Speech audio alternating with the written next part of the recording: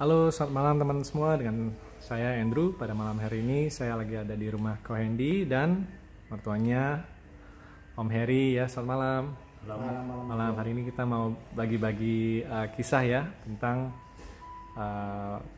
Om Heri ketika kemarin awal tahun baru beliau sempat terkena COVID ya. Bisa diceritain sedikit mungkin Ko Hendy ya. Pas tanggal 30 Desember kemarin saya mengantar ini papa mertua saya, kita cek, kebetulan pas cek swab PCR ya, dan tanggal 30 itu dinyatakan positif.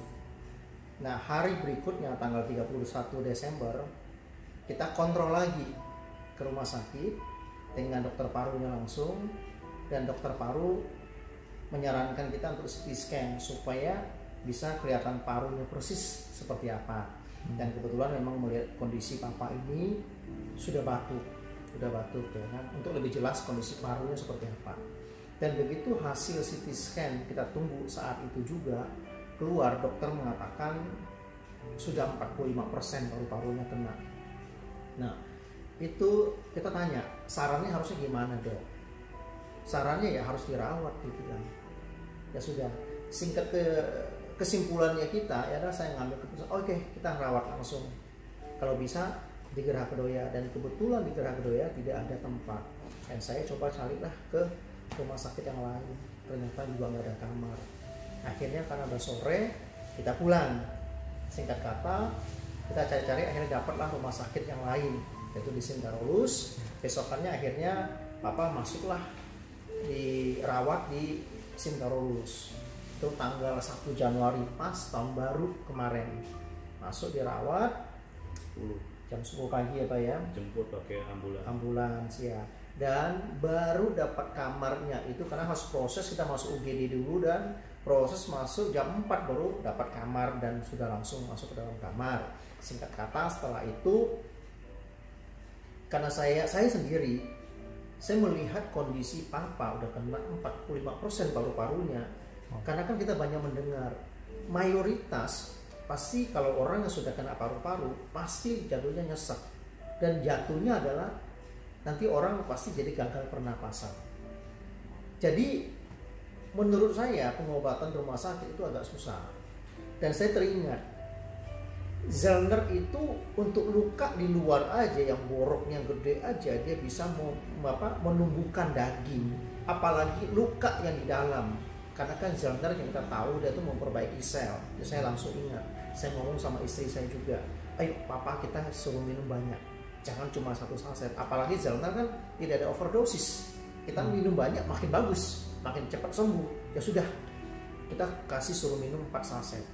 Jadi kita kirim masuk ya kan, kita juga takutnya kalau masuk bisa enggak ya, apakah disita apa enggak ya. Ya sudahlah, kita masukin lewat ngomong ini kirim makan. Yang penting kan pasien sendiri di dalam kan masih bisa pegang handphone, jadi kita bisa ya komunikasi cara bikinnya. Untungnya papa juga rajin minum.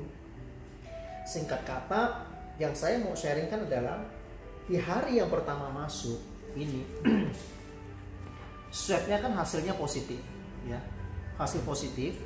Dan di yang hari pertama masuk, yaitu di tanggal 2, tanggal 1 kita masuk ke rumah sakit, tanggal 2 ambil darah lagi. Ternyata yang paling mengagetkan adalah kondisi pengentalan darahnya udah sampai 1000 ya. Ini pengentalan darah sampai 1000, ditambah lagi ini hasil serologinya ada 125 ya, cukup tinggi ini virusnya. Dan untuk yang berikutnya perkembangannya dengan minum terus Zellner setiap hari ada 4 saset ya Pak ya, 4 per hari 2 pagi 2 malam, berarti total 4 dalam 1 hari. Perkembangannya diambil darah lagi di tanggal 4, ini tanggal 4 ya, diambil darah lagi yang saya lingkar aja. Ini pengentalan darahnya turun menjadi 690. Dan serologinya virusnya jadi 49, turun ya, dari 125 menjadi 49. Ini di hari yang ketiga tanggal 4. Dari masuk rumah sakit tanggal 1, ini tanggal 4. Ini hasilnya ya, jadi turun ya. Terus yang berikutnya, untuk yang ngambil darah lagi di tanggal 7. Ngambil darah lagi di tanggal 7 dan ini hasilnya. Ya. Pengentalan darahnya turun lagi menjadi 540. Ya. Dan untuk serologinya menjadi 15, turunnya jauh ya. Dari pertama 125. Ini tanggal 7 sudah menjadi 15 ya. Turunnya jauh. Terus 90%. Di tanggal 12 saya diteleponin sama suster jaga di sana menyatakan sudah Pak Herinya sudah boleh dijemput pulang, katanya. Sudah diperbolehkan pulang. Saya tanya, atas dasar apa kok sudah diperbolehkan pulang? Apakah benar-benar sudah sembuh?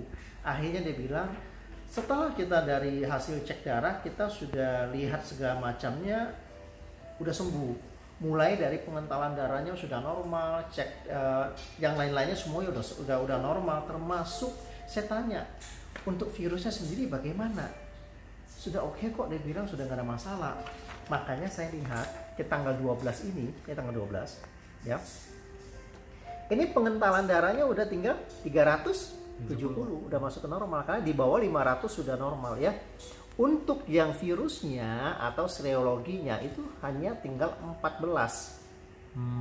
Tinggal 14 ya. Normalnya itu di bawah 10, sedikit lagi. Tanggal 12 ya telepon saya sudah sore. Saya bilang karena terlalu mendadak sore, saya belum bisa jemput tanggal 12. Besoknya saya baru jemput ya. Itu sore. Iya. Dia bilang oke, nggak apa-apa, nggak masalah. Oke, besokannya saya jemput.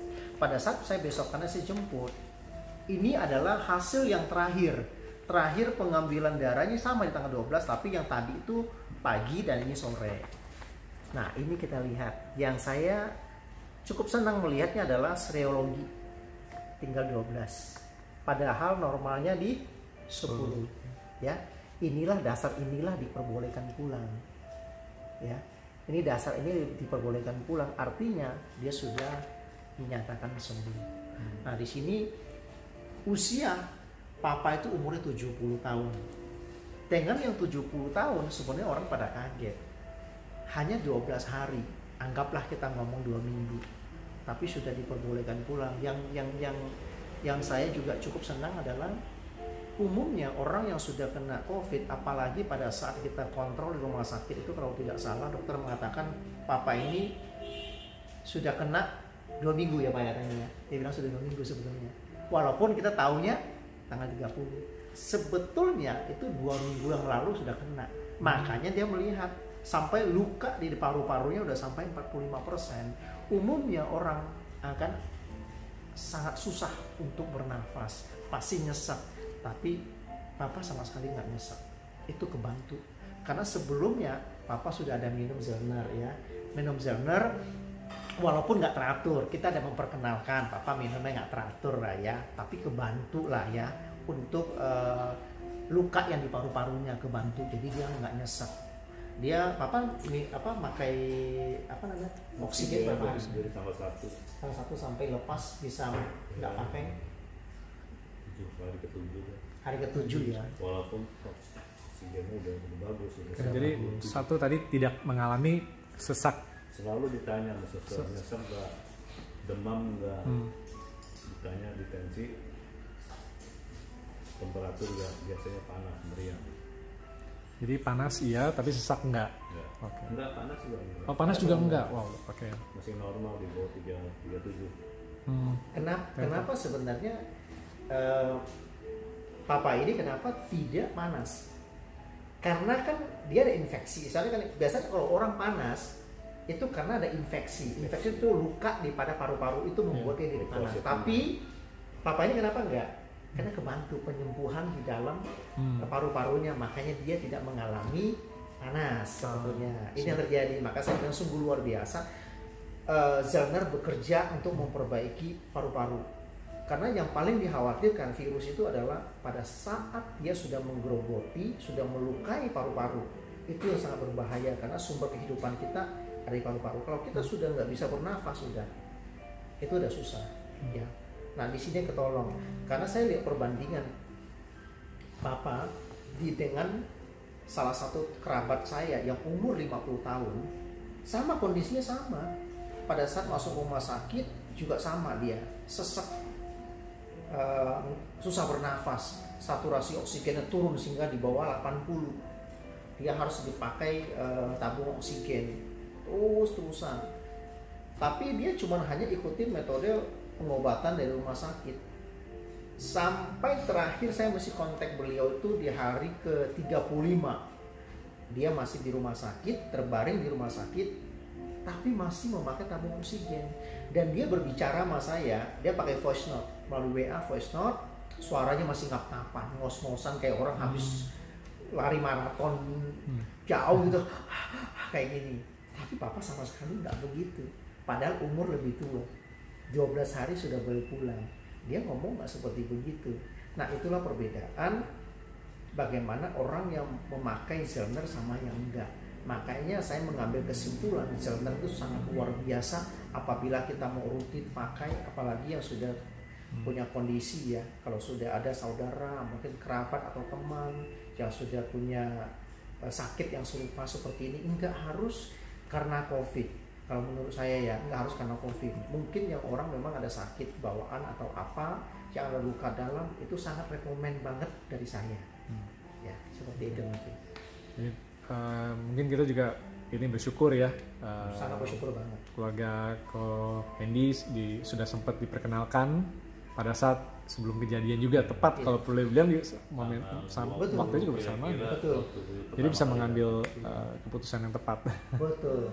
Ya mungkin ini jalan Tuhan ya, bisa memperkenalkan kita Zellner. Sebelumnya juga kan dengan Andrew sempat memperkenalkan diri kita, dan langsung dengan Papa juga ada mendengar langsung, sehingga memang Papa juga sempat minum 1-2 ya, walaupun nggak rutin. Itu kebantu banget, dan kita lanjutin, apalagi udah kejadian begitu kita lanjutin, sangat ketolong banget ya. Oke, sip. Terima kasih, Ko Hendy sangat menginspirasi ya kepada teman-teman kita di luar sana yang sedang mencari solusi, baik sedang mencari solusi kesehatan, ingin regenerasi sel supaya lebih cepat ya, memulihkan tubuh lebih cepat lagi. Ternyata memang produk Zellner ini sudah terbukti ya. Ini salah satu kesaksian yang luar biasa, cerita yang sangat-sangat memberkati, karena di sini kita juga banyak orang yang mencari solusi aman ya. Dan di sini menurut Ko Hendy aman nggak memakai Zellner 4 saset per hari? Waduh, bukan aman lagi, sangat aman. Saya bilang saya rekomen banget. Bahkan begini, saya sampai anak saya yang paling kecil saja, sudah minum ya. Dan yang begini, saya sendiri pada saat mengurus papa saya pada saat dia kondisi dia masih positif di awal, itu sangat dekat. Tapi karena kami sangat menjaga tiap hari, saya, istri, bahkan anak saya, setiap hari kita minum Zellner ini.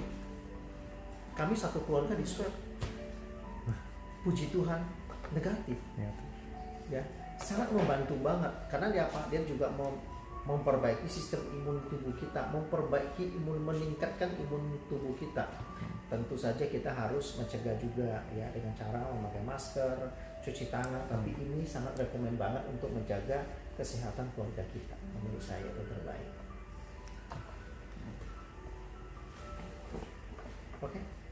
Oke, terima kasih Ko Hendy sekali lagi.